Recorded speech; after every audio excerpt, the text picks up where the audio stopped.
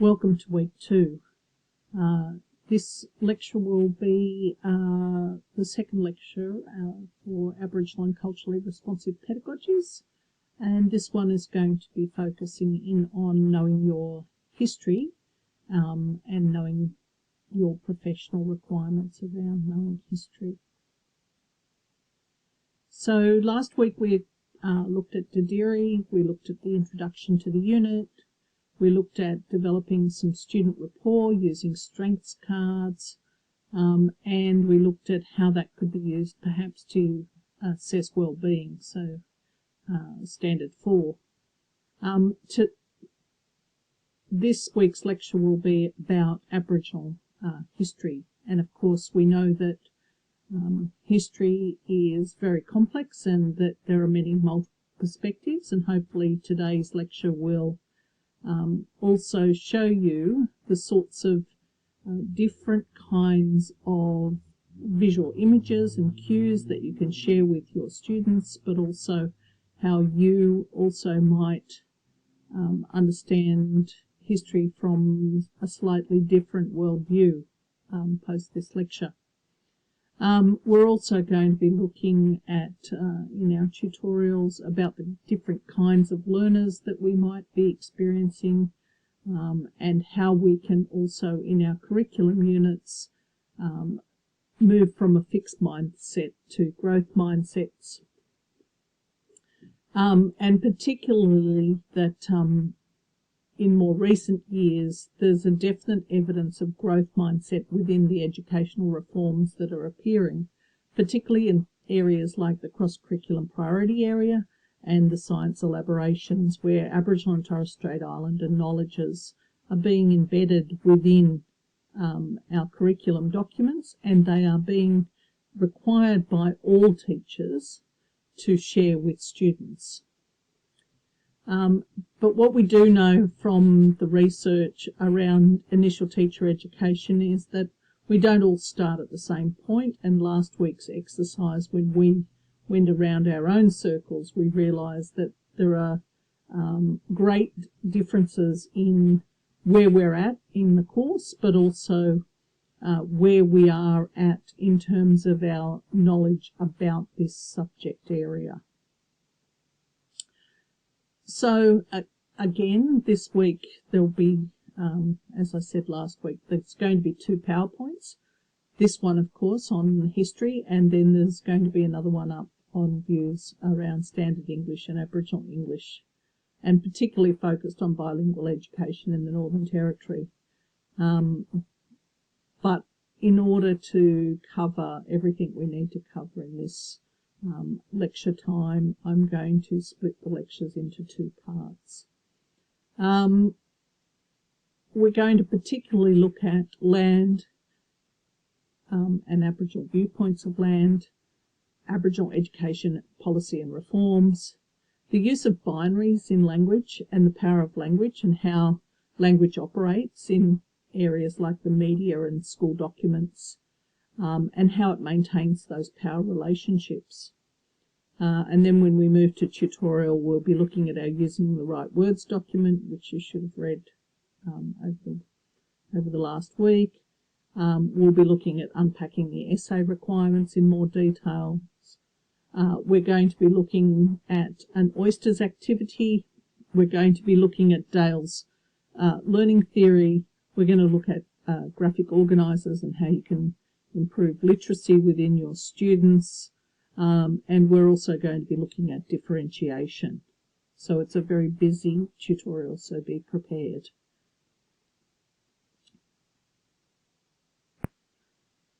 So what's history got to do with our teaching, and how does it affect the context in which we work? This really links to Standards 2.4.1. Today we're going to be looking at examining how colonisers have justified the treatment of Aboriginal people by constructing them as less than human and as other. So those of you who've done undergraduate degrees in sociology should be able to connect to this particular idea. We're going to be looking at how we might develop an understanding of how colonialist texts ostensibly aim to improve the lives of Aboriginal people, and they've been used to disempower Aboriginal people and deprive them of their land and their human rights. We're going to look at how we can develop an understanding of the contradictions within terminology, particularly within colonialist texts. For example, welfare versus control, and we're going to be able to develop capacities for challenging those colonialist assumptions. And we're going to be able to give students some pretty good materials to engage with, particularly when we're looking at the teaching of history or the teaching of English. So power and colonialism are important themes that we're going to be looking at today. And history, of course, presents us with many stories of the victors with their great powers. And there have been many instances where the colonisers in world history have been able to impose their own wills on colonised people, usually through things like the whip and the gun. And Henry Reynolds has written extensively around those particular areas in Australian history. Usually the story, of course, when we're looking at this kind of history, is coupled with the assumptions which are based on racial superiority, and they're used to justify the exploration of the colonised people and their land, and are able to take that land quite quickly.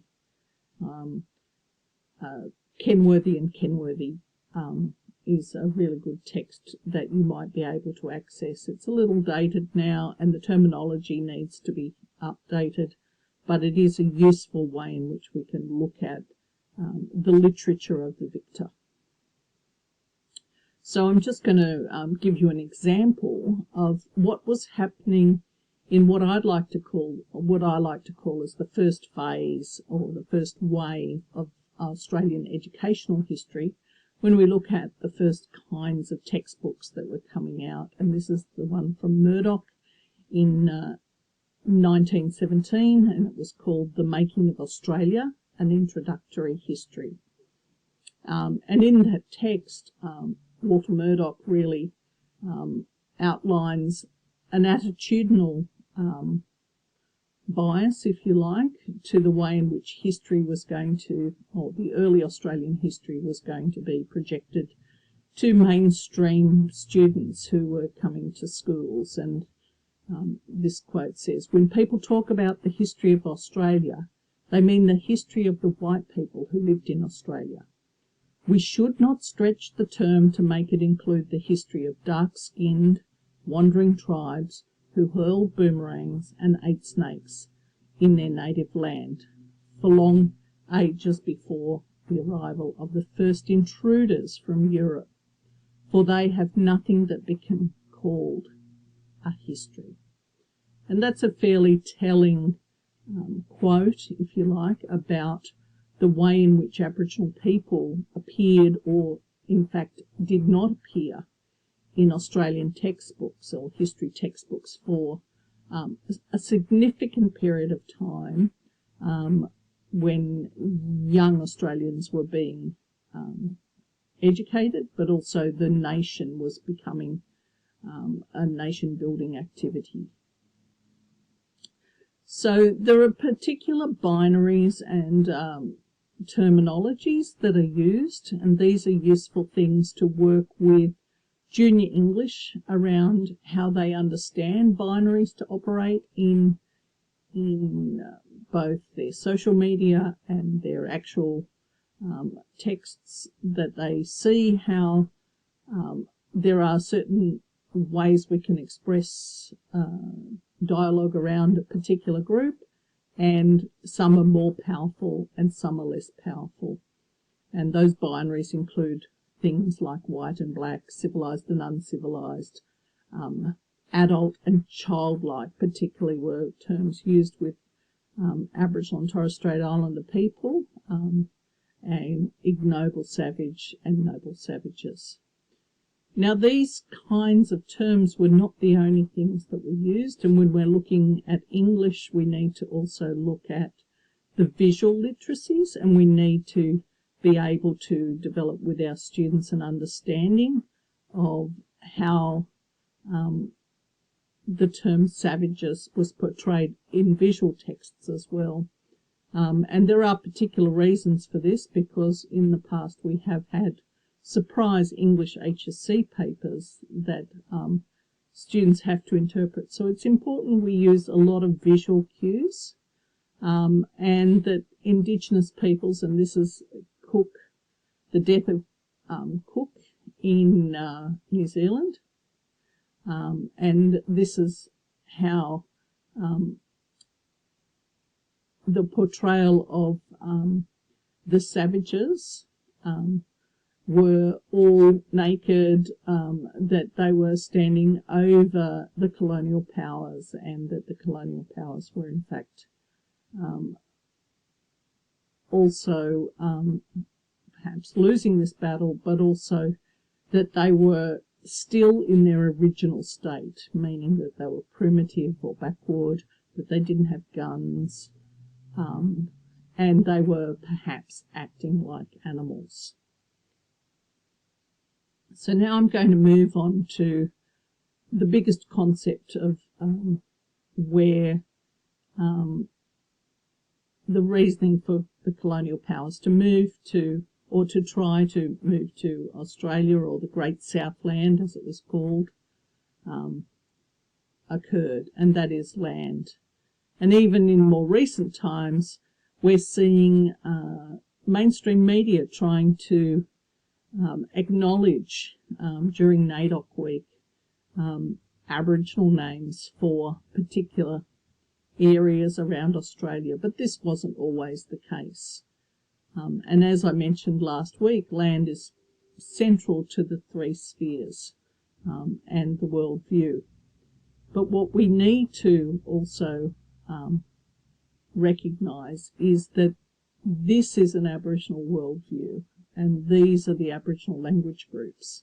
And in fact, there are more than 200 language groups and 600 dialects of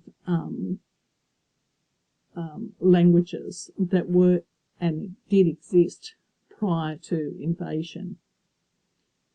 When we look at invasion, we can see particularly that it was a quest for economic reasons. It was for land ownership, but it was also because the colony at the time was struggling.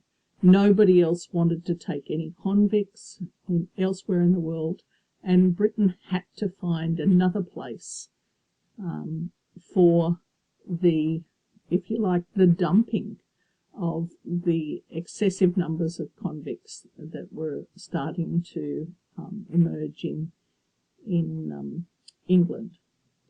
But of course, some of the severe impacts of colonisation was that the 200 or so languages, or 600 dialects, were banned, that the loss of language was significant, particularly in the Sydney region, and then also in that New South Wales area, where we see huge growth more currently around language. We see Aboriginal loss of land, and particularly of where land and where land ownership was a shared land ownership for all of the community.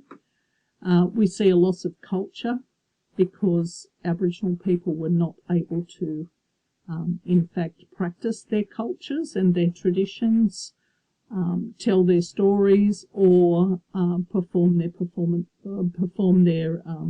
traditional and sacred ceremonies.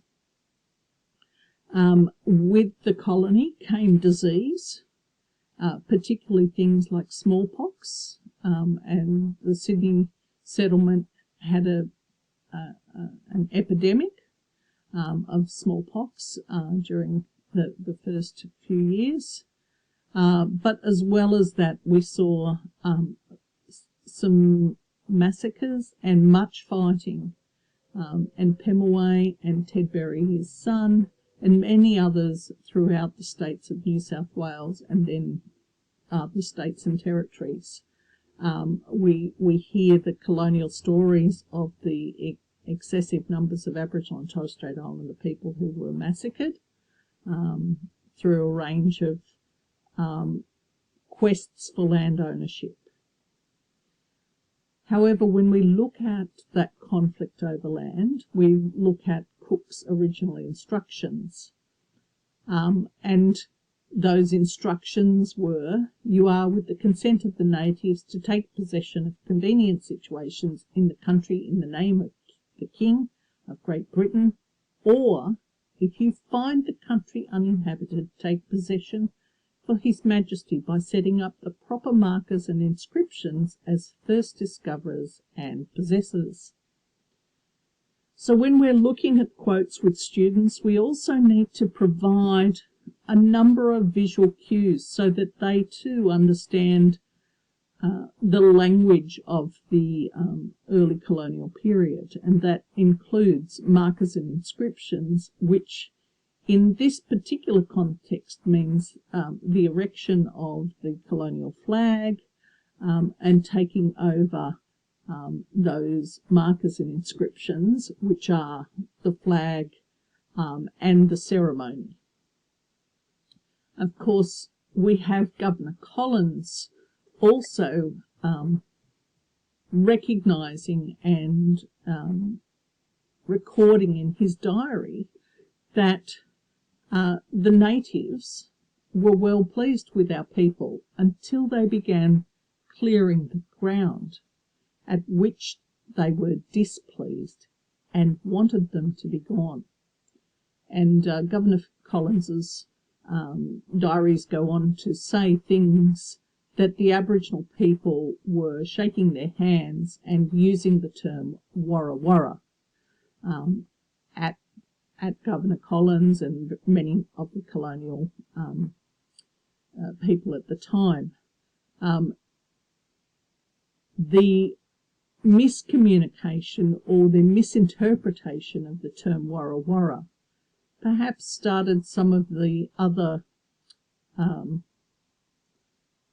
misconceptions. So David Collins, Philip's secretary, interpreted the term warra warra to be gone. The Aboriginal people wanted them to be gone.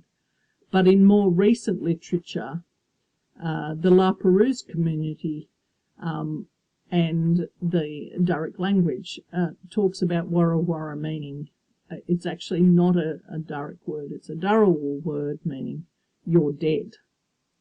So these miscommunications early on and misinterpretations created much fragility in the success or the relationships that were going to occur with the colony. So when we go to, Cook's instructions, we can see very clearly in this image, pre-1791, that we see the markers and inscriptions down here in the bottom right-hand side corner. And we see markers and inscriptions such as buildings, churches, farmhouses, and in particular the central image here is Government House. But we also see roads and we see fences, etc. are all Western interpretations of markers and inscriptions. This building, of course, still exists, or should I say its foundations exist, underneath the Museum of Sydney in Bridge Street in Sydney. But this physical dispossession was, and markers and inscriptions were really about a non-Aboriginal way of presenting land. And as we see, those markers and inscriptions in 1791, the Governor's House started to show much more detail and much more fencing and boundaries, and all of those things, part of cadastry or mapping, also set up this system of economy that was absolutely necessary for the survival of the colony, and things like taxation come directly out of those land taxes and markers and inscriptions in the Western way of knowing land. We move on, from the earliest periods to around 1810, and these images are really important to show young people in that still in 1810, John Eyre's work shows the extensive expansion of the colony, the physical dispossession of Aboriginal and Torres Strait Islander people, particularly Aboriginal people in this area. But it also shows that there are still Aboriginal people in the foreground and in the midground with their traditional canoes fishing up and down Sydney Harbour, and also able to trade. So these are important things for students to understand, that there was, in the earliest part, a shared part of this history. But then we see wars on the plains. So from 1788 to 1815, as colonial expansion starts to move west to the outskirts of the Sydney region and up into the Blue Mountains, we see that by 1815 a large area of Aboriginal lands has been taken over. The areas of the Gurungai, the Dharawal and the Durrock have all been taken over in a very short space of time. But what else was happening in the colony? Well, of course, between the early point of invasion or contact, colonisation, we see a very different way in which the colony was being reported back to the motherland or to England. So we see New South Wales in 1788 really being half of Australia, and then up until the point of federation and to the 1900s, we see the states and the territories being formed in various time frames, and this is to go along with the colonial expansion that was happening.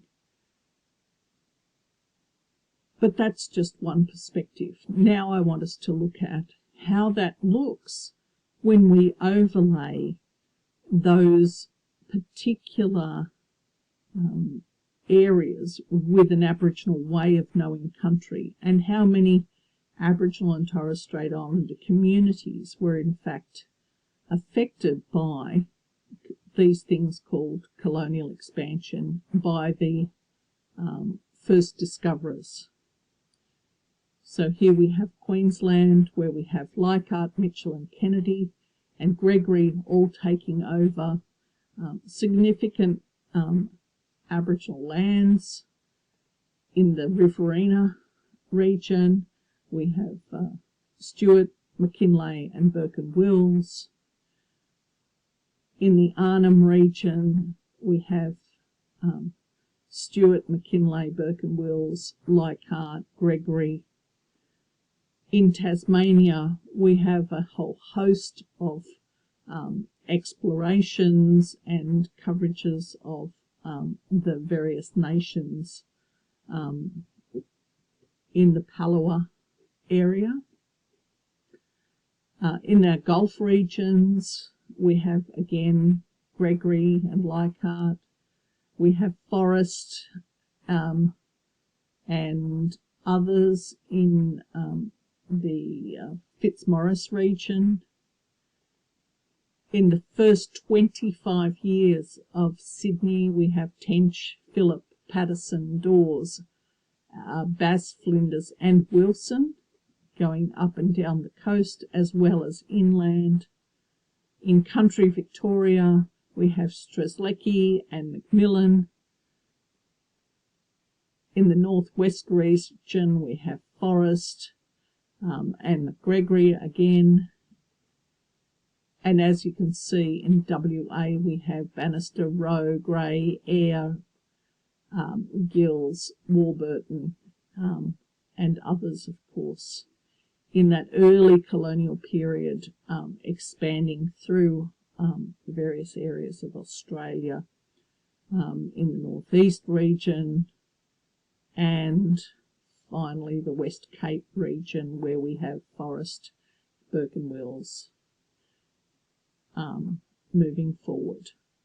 And then the last area down the bottom of the Western Country of WA. And so we can see that fairly quickly the colonial expansion occurred, but it also decimated hundreds of Aboriginal and Torres Strait Islander communities in the way that they were previously organised. So these are important things that it's important to share with students, but also for you to build your capacity and understanding of the colonial expansion, because many of you would not have seen or have known many of those experiences. And it's important that when you are building historical knowledge with students, that you build the historical narrative at a level of high growth mindset. But of course, I want you to now know about what were the sorts of things that were also happening globally, and what were the influences. And many of the influences around race and around racism of the time come from an area which grew out of Darwinism, which was, of course, the social Darwinism. And these groups of scientists, pseudoscientists, used race to provide the major explanation for the differences between cultures and cultural superiority or inferiority of certain groups. Some of you may have seen what we call the pseudosciences, and many of those pseudosciences also came out of Franz Gall's work, where it became part of high society also to measure one's intelligence and to make the connections between animal worlds and knowledge worlds in quite unusual ways, based on the bumps that you may or may not have on certain areas of your skull. And in fact, the image on the right reflects a phrenology lecture, and in fact there were also things called phrenology parties, where people of high society engaged with an expert in this field, and they came to read the bumps on people's heads. Now, of course, this was not the only place in the world that this was happening. There was several American naturalists and physicians who were also creating other ways of looking at the races and creating division, if you like, between different groups. So in this one we see the European, the American or First Nations groups, we see the Negro types, and we see the Hottentots. So these are the sorts of things that were very prevalent in that particular time frame of the global world. There were other things like physiognomy, and of course these were more whimsical or more creative ways of looking at the world. They had to do with the way in which your external features perhaps mirrored those of a particular animal and their animal traits. So the lion, being noble, had large mane of hair. The donkey or the ass had long noses, extended lips, etc. All, of course, which were the pseudosciences. But what that did give was justification for stereotypes to be created, and also a level of racism. These are important things when we're trying to work with young people, particularly in Western Sydney, when we're looking around how do we move beyond those negative stereotypes, and how come they are so outdated. And some of the work around Greater Western Sydney and beyond stereotypes helps us to understand our classrooms.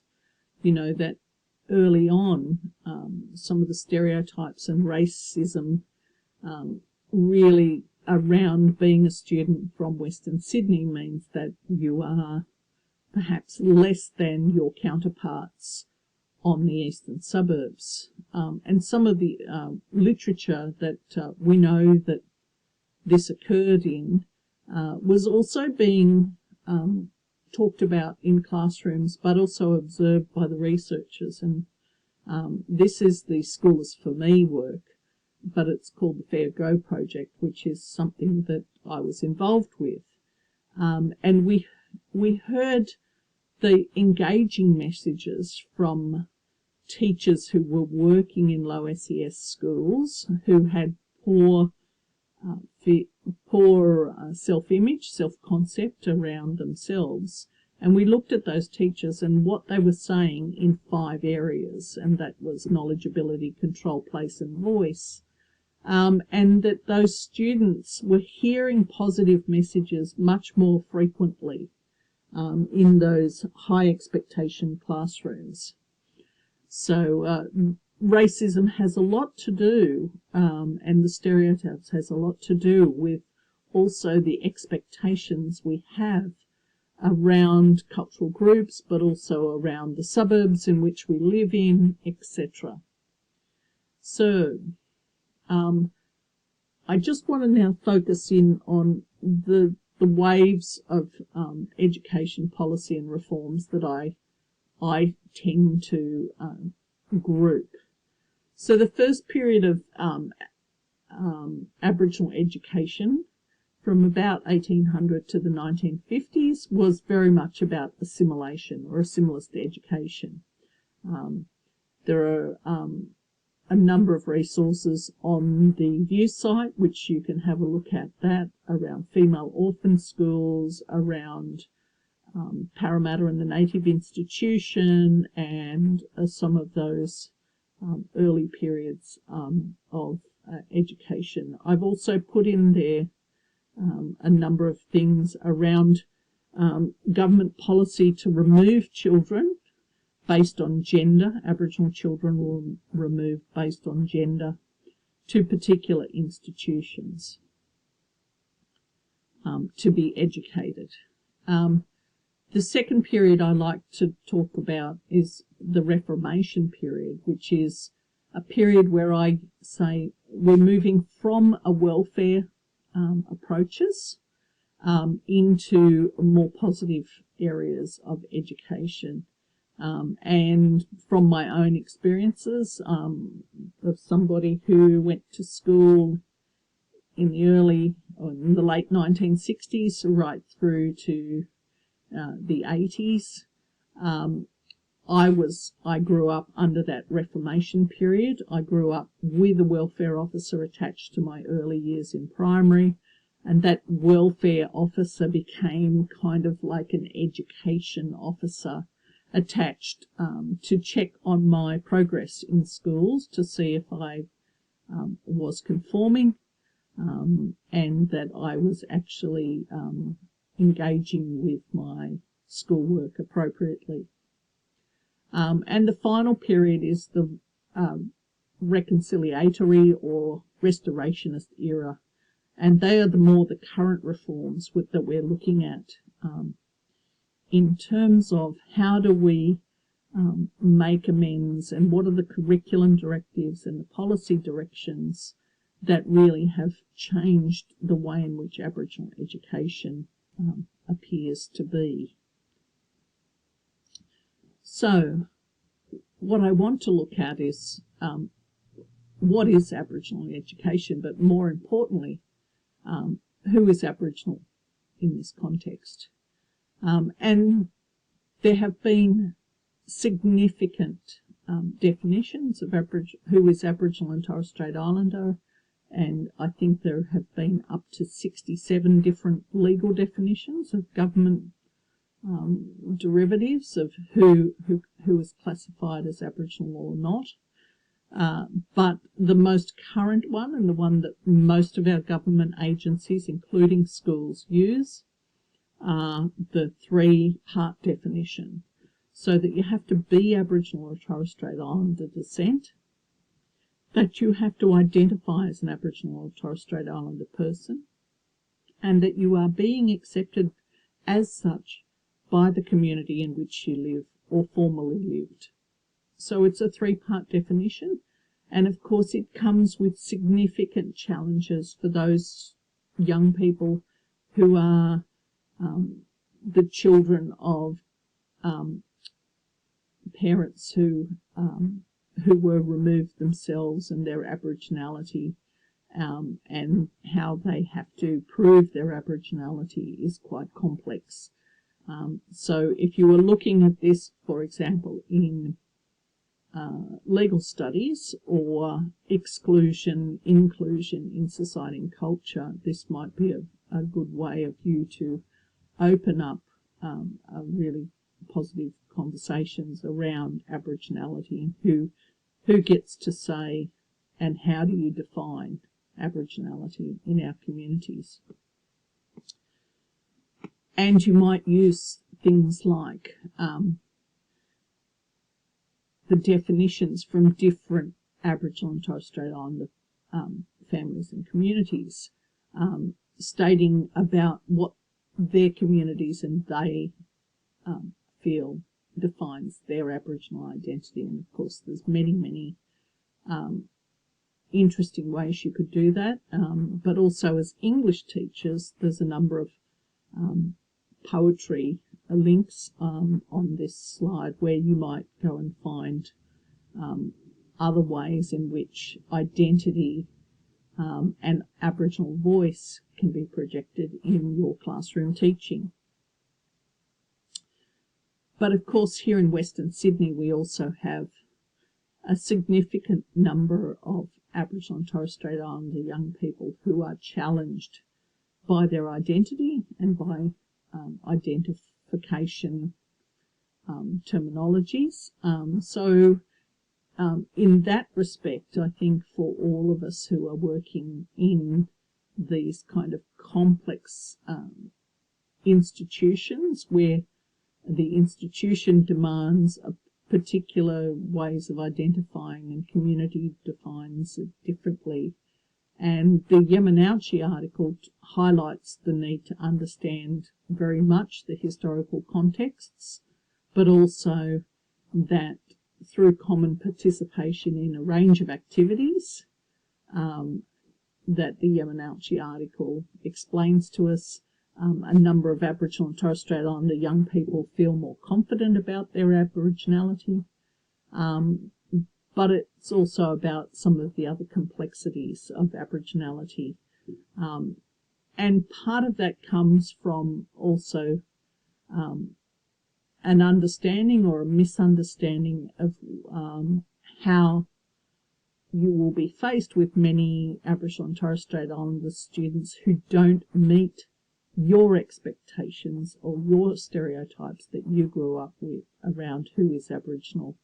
And many of those come from also an understanding of the narrative that was being projected in a movie like, for example, Rabbit Proof Fence, where this very powerful image of the grandmother, the mother and the son is being explained by the Chief Protector A.O. Neville, and how assimilation really was about trying to breed out the colour of an Aboriginal person, not understanding the complexity of identity and how communities also identify their relationships and their familiar groupings. So, identity and land are very big central concepts, and some of the key issues that, if you like, challenged the way in which Aboriginal people were being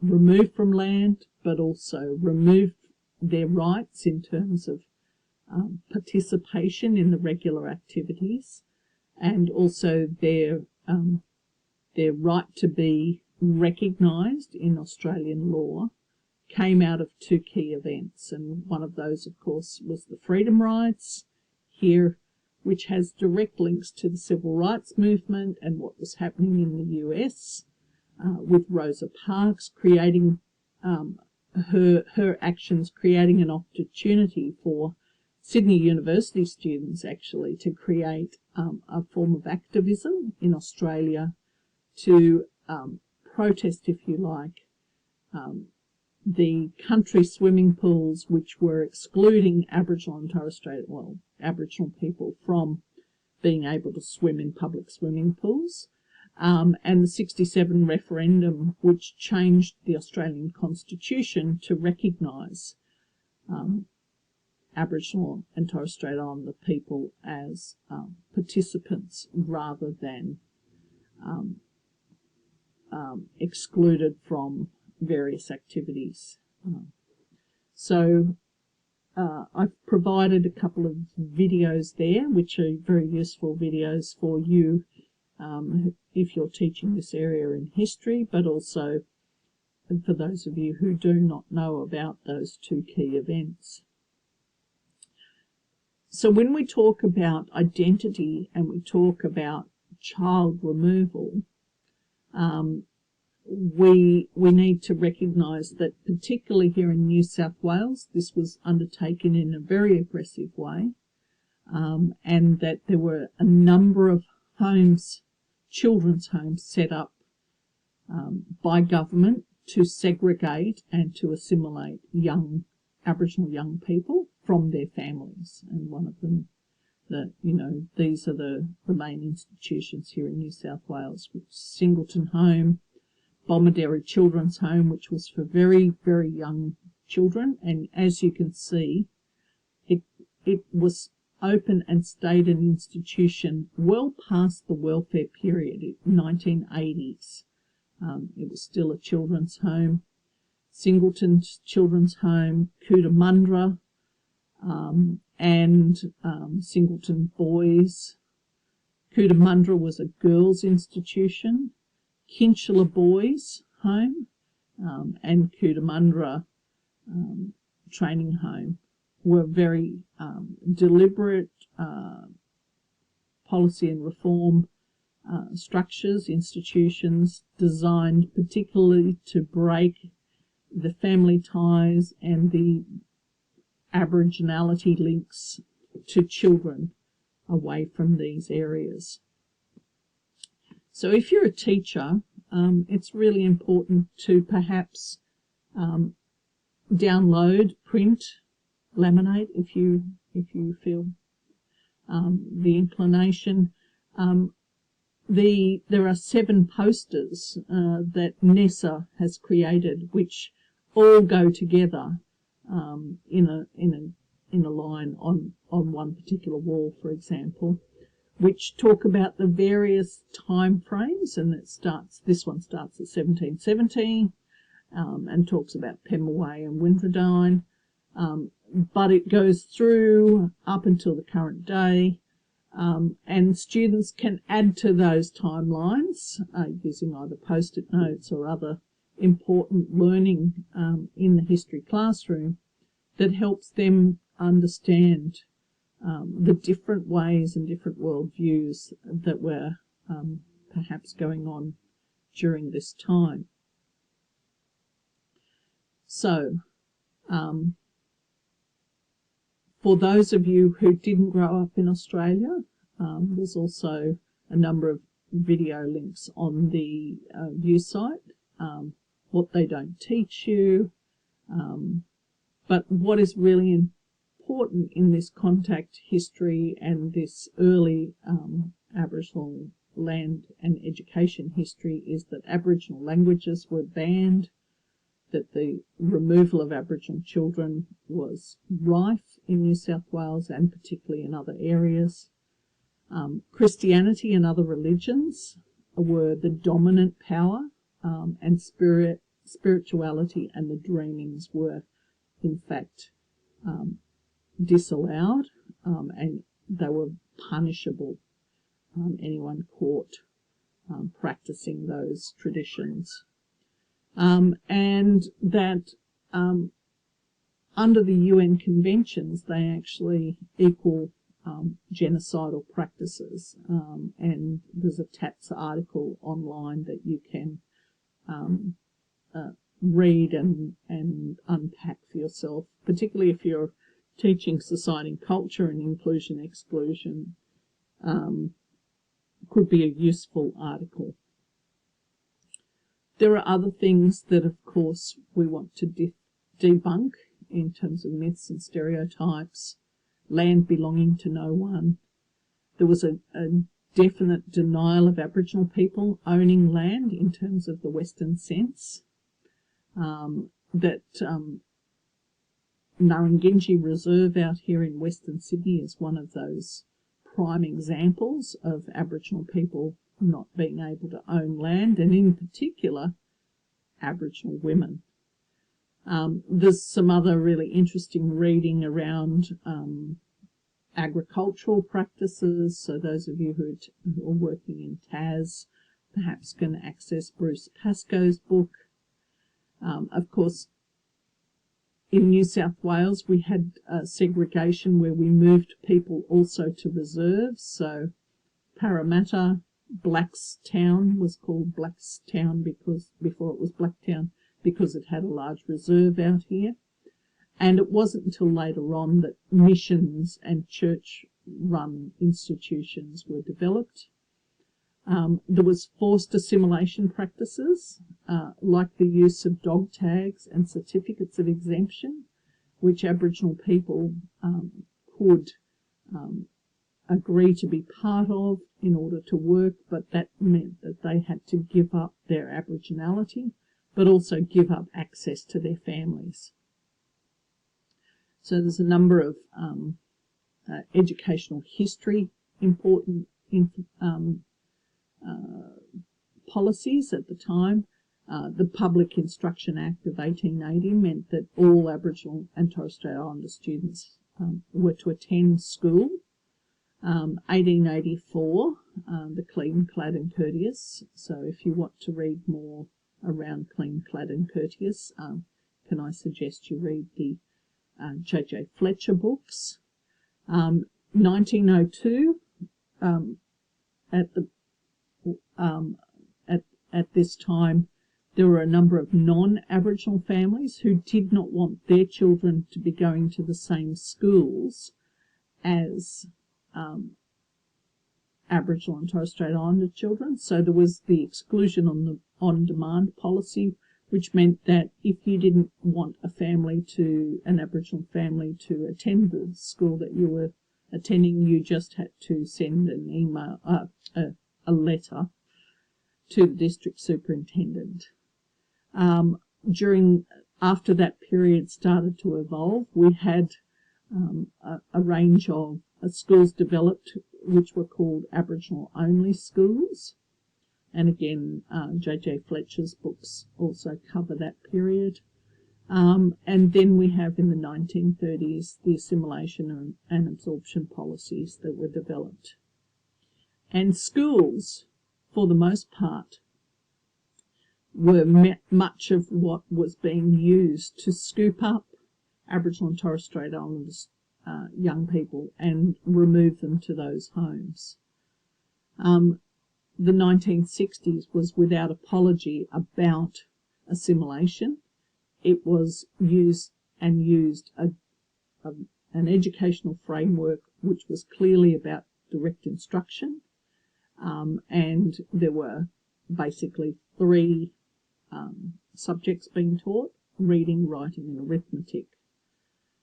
It only provided the very basics, and it gave Aboriginal and Torres Strait Islander people limited opportunities to progress. And this became particularly important the post-war period, because Aboriginal people could not then access higher education and become teachers in their own communities until the late 1960s. This is also important when we look at how bilingual education was removed from the Northern Territory and the complexities around moving bilingual education off the agenda, but also Aboriginal autonomy and direct instruction in some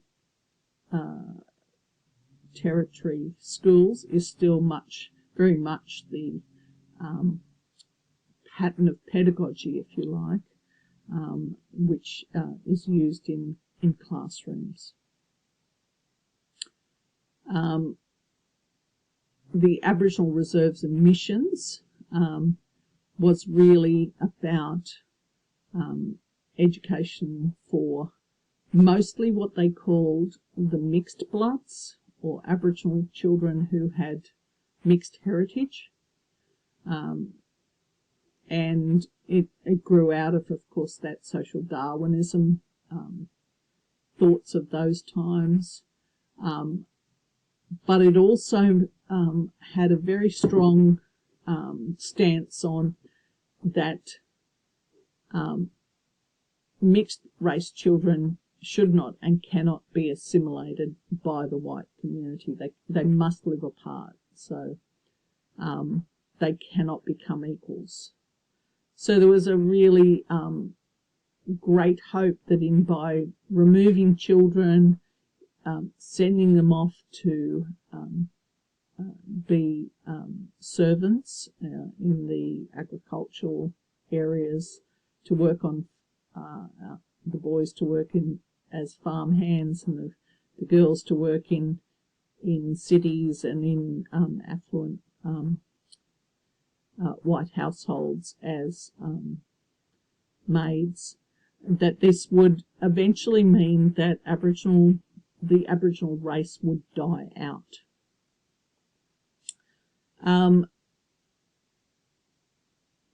So much of what happened in the post-war period really was about not just the Public Instruction Act and education being compulsory, but this notion that you could only stay at school if you were adequately dressed, well-fed, or, as the text talks about, if you were clean, clad and courteous. And that's certainly what the welfare officers came to check on myself and my sister, even here in Sydney, and that we were under my threat of being removed. So it seems like a very quick coverage of an extensive period of time in history, but we have covered many of those key outcomes that we aim to do. What I want you to think about is, the effects of colonisation on Aboriginal communities meant a lot of things: cultural genocide, stolen children, unemployment, poor education, which led to things like alcohol and substance abuse, and in more recent times, domestic violence. But we've also had significant overrepresentation in deaths in custody, and the 1990 Royal Commission into deaths in custody. In terms of communal responsibilities. We've lost the notions of hunter-gatherer. We've lost some of the cultural aspects, although many communities are working to revitalise that. There, of course, are many young people who struggle with poor nutrition. Their families struggle with diabetes, hypertension, cardiovascular disease. And so these interconnections are really important to understand, that these all have an effect on schooling.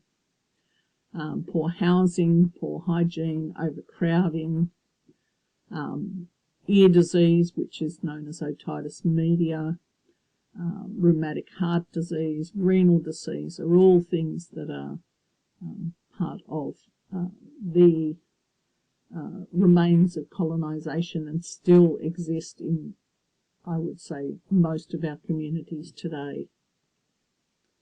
So when we look at educational reforms in Wave 3, reconciliatory and restorationist era, we're seeing a movement in Wave 3 of really a recognition and a coming together of worldviews, that curriculum direction in higher education and its focus is about learning more about Aboriginal and Torres Strait Islander, not just the history, but the pedagogical approaches, things like land-based education, Tyson Yunkaporta's work, using 8 ways, etc., are all being incorporated into higher education settings. We have also higher education settings recognising that you can't do this in a 1-hour lecture and a 1-hour tutorial, that the initial teacher education student also has educational gaps and specific needs that need to be catered for so that they can be more effective teachers. And of course we've got other external and school and institutional changes that have occurred, for example, AITSL and the National Accreditation of Teachers, requiring less jurisdictional dramas or hang-ups when teachers want to move between states and territories. We have a CARA and we have a National Curriculum Authority. We have our, here in New South Wales, our NESA and State Authority requirements. We have cross-curriculum priority areas being mandated across all curriculum areas. But more importantly, our employers, New South Wales Department of Education, the Catholic Education Office and independent schools also recognising the specific need for highly trained teachers who can work effectively with Aboriginal and Torres Strait Islanders young people, because where once Aboriginal and Torres Strait Islander students only or more prolifically sat with the Department of Education, they are more diversely spread out between sectors now and seeking their schooling from other areas like the CEO and the independent school system. So some of the important documents that you will need to understand a little bit before you start approaching your essay is that you need to understand that the New South Wales Review on Aboriginal Education, which was written in 2004, really has not changed in any way what its recommendations were, and it still remains the most significant piece of document from the New South Wales AECG and the Department of Education about what Aboriginal communities were requiring of teachers, families, communities, schools, principals and leadership teams in making successful outcomes for Aboriginal and Torres Strait Islander young people. And of course, you know, that it had a strong focus on understanding and extending the quality teaching and learning agenda. And we actually did see for a while the Quality Teaching Indigenous project also happening. The application of Aboriginal cultural knowledge into all areas of curriculum, and collaborating in partnerships with Aboriginal and Torres Strait Islander families and communities. We saw the Quality Teacher program from the department. We saw the Australian government putting out what was essentially the mandates for teachers, and that was the high quality teaching practices, building professional relationships and networks within schools, and building partnerships with communities. And then we had the DET model around quality teaching and the Aboriginal Education Policy Strategy, all of which you need to kind of understand that there's this three-way approach: schools, families, and policy.